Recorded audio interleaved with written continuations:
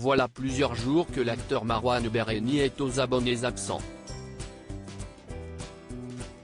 Plus aucune trace de celui qui incarnait Abdelfedallah dans Plus belle la vie, depuis le 5 août dernier, date à laquelle le véhicule du comédien a été utilisé dans le cadre d'un délit de fuite.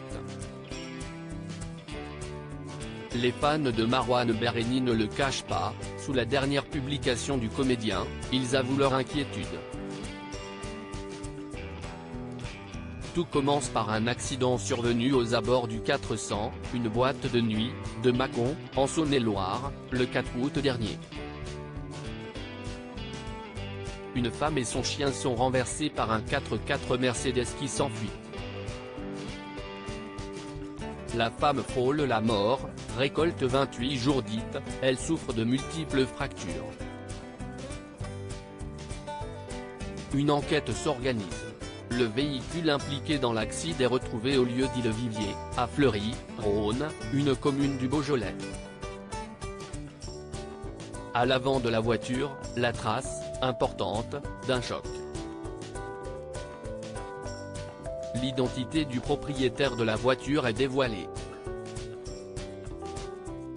Il ne s'agit pas d'un inconnu, mais du comédien Marouane Berreni, qui a incarné depuis 2009 et jusqu'à la fin du feuilleton Abdelfedallah dans Plus belle la vie. L'ancien compagnon de Colline Dinka et de Mira Tiliane, qui devait être entendu en qualité de témoin, est toutefois introuvable depuis l'accident.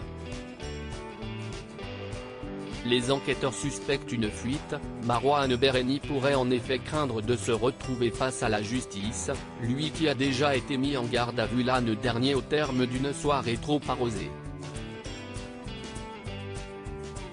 Les admirateurs du comédien commencent à craindre le pire. Face aux informations qui sont livrées depuis quelques jours au compte-gouttes, les nombreux fans sont en effet désorientés par ce qui ressemble de plus en plus à un film noir. Ils tentent eux aussi des hypothèses. Si certains ne visagent même pas son innocence et lui demandent de se rendre, d'autres ont en tête les scénarios les plus fous. Imaginez qu'il n'est pas en fuite parce qu'il a causé cet accident, mais qu'il lui est arrivé quelque chose et que ce n'était pas lui au volant de sa Mercedes, j'ai pensé la même chose.